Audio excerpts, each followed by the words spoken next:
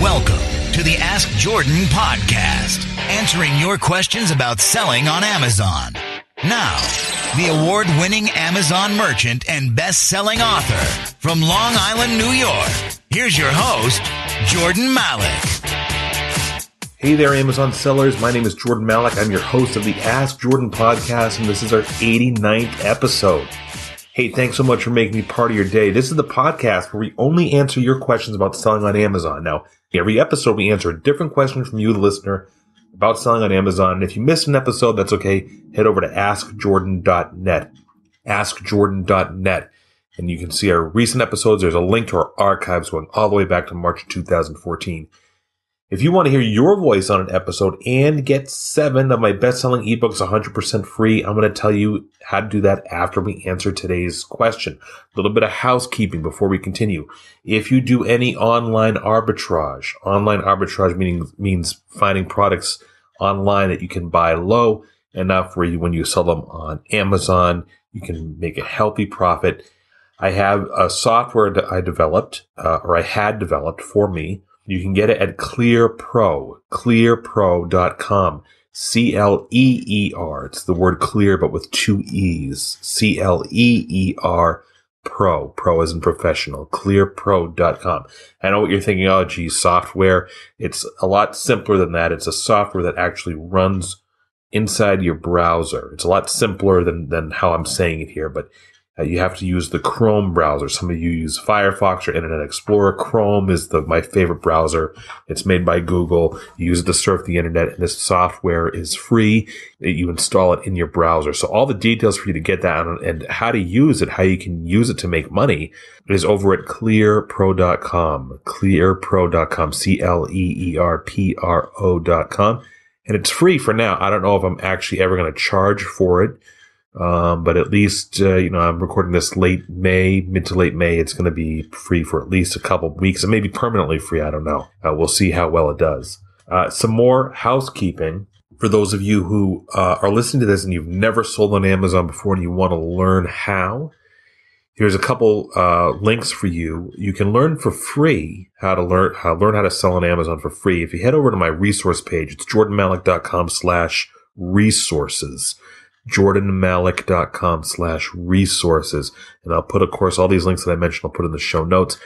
If you look near the top of that jordanmalik.com/resources page, there's a section on that page called Free Beginner Help for Amazon Sellers. And there's a few links in there where you could read up all those links. And a couple of them are like a downloadable guides, and you can learn enough to get started right away. If you want a little more hand-holding, you can take an Amazon seller course. The best ones I've compiled in my comparison chart. Go over to coursecomparo.com. The word course, the word comparo, COMPARO.com, coursecomparo.com. Again, this link will be in the show notes. That'll give you a side-by-side comparison of the best Amazon seller courses. When you buy the course from the links I put in there, those are my affiliate links where I get compensated a little bit for any course sold. I actually extended the publisher's guarantee to a full year. So say if you buy one of the courses compared in there is Jessica LaRue's Amazon Bootcamp. It's $297 for lifetime access. Let's say you buy that and her 60-day guarantee has come and gone on the 65th day or the 364th day. You decide you want your money back. You contact me and I pay you out of my own pocket. I reimburse your full cost for the course. No questions asked. The details are in the coursecomparo.com page. Let's get right to today's question. It's from Brandon. Go ahead, Brandon.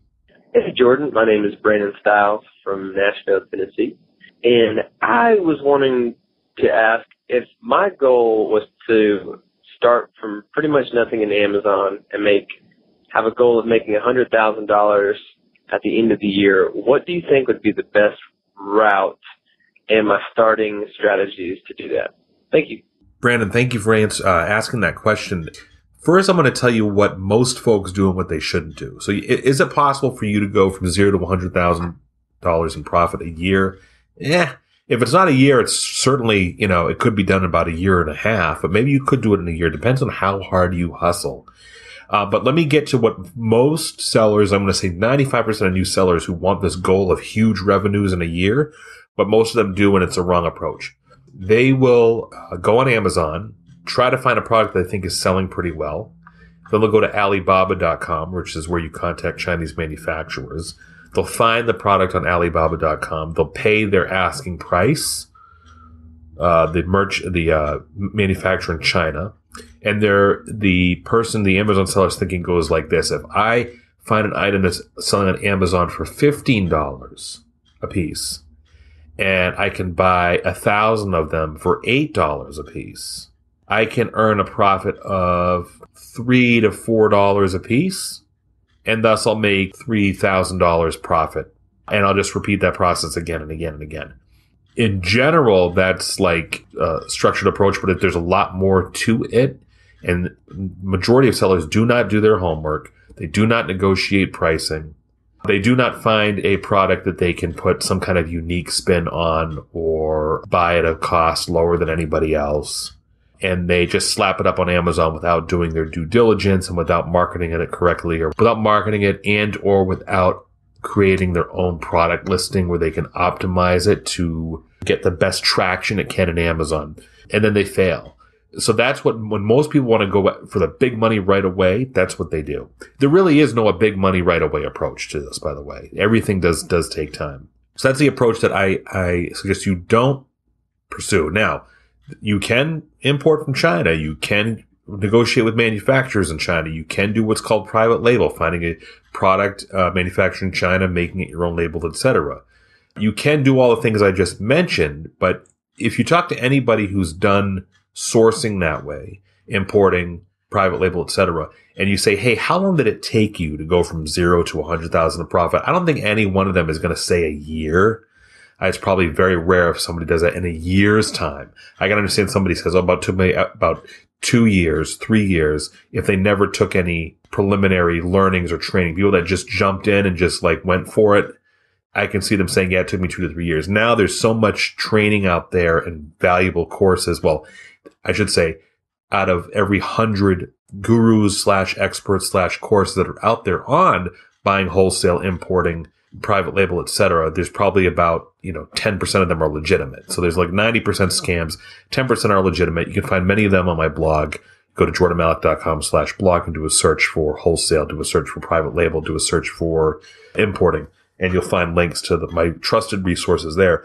But the people that are able to take a course, and courses on learnings can be anything from free to, $1,000 to $2,000 for the very best ones, I think. They can cut their learning curve in half or less, and they can cut the time involved in half or less.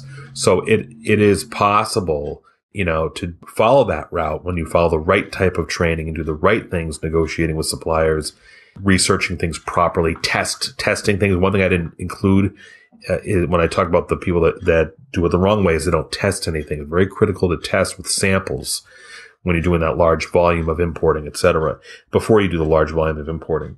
So I could definitely see you doing $100,000 if you put your head down and worked at it, and maybe 12 months to 18 months. I can see you doing $100,000 profit, maybe. But most likely, I think for anybody to get to that level of profit, it's going to take you probably 18 months to 2 years if you're dedicated and focused and not afraid of making mistakes, etc. But let me tell you how I would do it, Brandon, if I had to go that route. And this has been done before. By sourcing locally, in the last episode, I talked about cash-strapped sourcing for Amazon sellers. Sourcing used and new products locally is what brings in the highest margins. So when you're doing wholesale, buying wholesale or buying, for private label or importing, depending on who you talk to, their margins generally, their net profit margins are going to be 30%, 50%, maybe 70%. So for every dollar they're spending, they're getting their dollar back plus an extra 30 to 70 cents after all their expenses. Okay.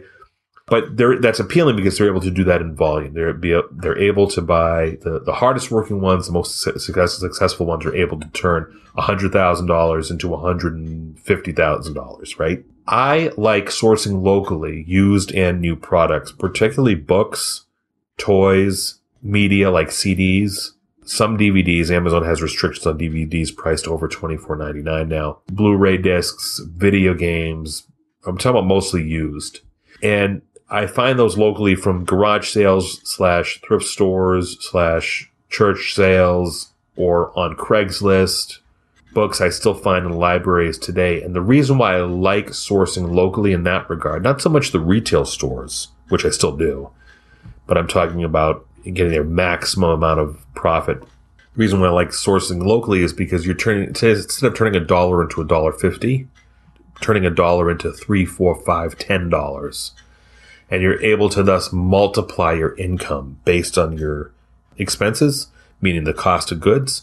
You're able to multiply your revenue many times over. And today, my wife and I run several businesses, but today we'll go out for fun on a yard sale and we'll spend $100 and it equals $500 in profit or $800 in profit. And that unfortunately requires a little bit of elbow grease, and it's not sexy, right? If you stuck me into a cocktail party with 50 other Amazon sellers who are doing wholesale and private label, they'd say, Jordan, how do you get your inventory? And I would tell them that a lot of my inventory comes from local sources. And they'll say, well, what kind of local sources? Like, you mean like a factory? No, it would be, liquidation stores and or yard sales and or Craigslist, etc. And I'd get laughed out of the room because they don't think it's scalable. I mean, that nasty word I can't stand called scale. You got to scale your business, man. Scale it up. Meaning, you got to take something and make it grow like tenfold, with just by pushing a couple buttons. Those are those stuffed shirts over at that course, A Hazing, Yelling, Obscene, the Amazon seller course that I have not recommended, called A Hazing, Yelling, Obscene. Well, excuse me, it rhymes with A Hazing, Yelling, Obscene, and it costs over $5,000. They talk about scale. Okay, so, it's a big MBA word, scale. You have to scale your business. I can't stand it. So you can scale sourcing locally. There's two things you can do. Replicate yourself. Learn how to scale, but learn how to source locally, and then try to replicate yourself. And I'll get to that in a minute, number one. And number two, get the stuff to come to you or get people to call you. Okay? So let's talk about duplicating yourself. You can master sourcing products locally and then not do it anymore. You can hire people to do it for you. Now, you can have your relatives do it, your wife help, or do it with you or for you, because you have to remember that if you're out and you're spending $100, $200 and you're getting $400 to $600 to $800 in profit, you start multiplying that. Now you're spending $400 in a weekend because there's two of you, and you're getting back, $1,000, $1,600 in profit, right? And that's been done by a gentleman, and I'm sure there are plenty of others, but the most, I guess, quote unquote, famous person is Brett Bartlett. He runs Online Empire Academy, where he's not going to admit it, but he's in $1 million status now with his sourcing and selling. And one of his biggest sourcing channels was, and I'm not sure if he still does it to this day, because last I checked he did, that was only about a year ago, is he lives in California, and he's got probably at least 8, 10, 12 people doing local sourcing for him. A lot of it is the yard sales, garage sales, thrift stores, clearance toy racks, and new stores, etc. And I don't have access to his account or anything, but I would bet that for every $100,000 he's spending on local inventory, he's probably making $200,000 to $300,000 profit after all his expenses. The employees he has are not quote unquote employees in the traditional sense. They're contracted. And I don't know if you call them W-2 or W-4 employees. I forget the federal designation, but you can essentially quote unquote hire people to do this work, but they're like self-employed contractors kind of. You don't pay them health insurance. I don't know if there's any workers' comp involved or anything like that. For me, and I flirt with all different types of sourcing, for me, it just happens to be my immediate relatives, my wife and my mother-in-law. My wife will go out and she'll be out shopping, and then she'll call me and say, hey, Jordan, I'm at the Five Below store. They have Pez candy dispensers that are on clearance for $1 a piece. Which ones should I get? And I'll get on the computer from where I am and I'll tell her, we'll get this one, that, by the time her half an hour excursion is done, we've got $100 to $200 profit built in with what she bought. My mother-in-law will call me sometimes when she goes through a thrift store for fun, and she will find cake pans. The novelty cake pans by Wilton. Some of these are very highly coveted cake pans. I can't think of the last ones that I saw, but they're, character themed, superhero, Cars, Barbie, Cinderella. These are cake pans that are no longer made by Wilton. You can find them in almost any thrift store today when you walk in. And some of these cake pans you buy for $1, $2, $3, $4, $5, and they're selling for $25 and up. As a side note, one of the reasons these cake pans are so appealing is there's a whole little cottage industry over renting out cake pans.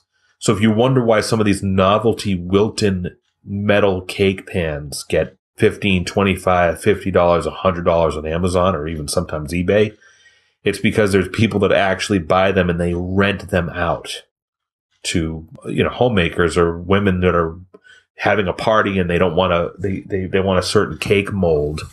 And a local place will rent them the cake pan mold for, I don't know, $25 or something so they can make that specially designed cake that their kid wants. That's just a side note. But cake pans are, for instance, just one of a million things you could find at a thrift store that you could resell on Amazon at a fraction of what it will actually sell for. And that's where the biggest money is when you're sourcing used goods locally. My previous episodes, I've talked about library books, etc. So think about that when you've mastered, could you do 100,000 your own? Yes. If it's just you and you're working 40 hours a week out there hustling, maybe a little bit more, maybe 50 hours a week, hustling at every library, every thrift store, every garage sale that you can possibly hit 5 days a week at least, could you do 100,000 your first year in profit? Probably. Particularly, I'm saying this because you're in Nashville. And Nashville, I would assume, is considered like a medium-sized city today. I don't know, but, compared to like a Boston or New York or whatever, I would assume Nashville is like a medium-sized city.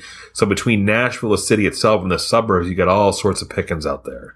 And Nashville also seems a little bit transient in some degree, right? Which is even better. So you've got, wannabe musicians that are coming to Nashville and leaving. And they're leaving their storage units behind, or they're doing a yard sale and clearing out their house. You've got a lot of opportunity for inventory. Again, it's not the sexy answer, but I love sourcing used goods locally via thrift stores, via Craigslist, via yard sales, via estate sales, etc., because it's the unsexy, and people generally, Amazon sellers, don't want to touch it because they don't want to have that impression by their peers of being a big importer or something like that. But, and I get it. I get why they feel a little insecure about that. And I love it because it leaves more for me. Used books is a huge business. Look up I think it's Greg Murphy. Greg Murphy is doing over $1 million in books, used books. He's getting them delivered to his little warehouse in, I think, Southern Ohio by the truckload. And he's got a staff of people that go through the books, and he's earning over $1 million annually. I would be surprised if he's doing $5 million by this time next year. Again, an unsexy business, but a perfect product to sell is used books. I mentioned earlier, Brandon, about getting the stuff to come to you. In my show notes, I'm going to put a link to a video by Nathan Holmquist, who's an FBA expert, who I really initially learned the business from by buying one of his ebooks. I learned it from him, learned the business from him by buying one of his ebooks that's now free over at sellfba.com/JM. That's his free ebook now. I bought it years ago for $30. That's what I learned from. He has a video out about using a tool called If This Then That, IFTTT. And that will automate when you'd be surprised the amount of people that use Craigslist to either post stuff that they're selling or getting rid of, etc. And he has a video on how he uses it to get email alerts anytime somebody posts like their used books. You'd be surprised the amount of people that put their textbooks up for sale at the end of the college year, or they're cleaning up their house or whatever.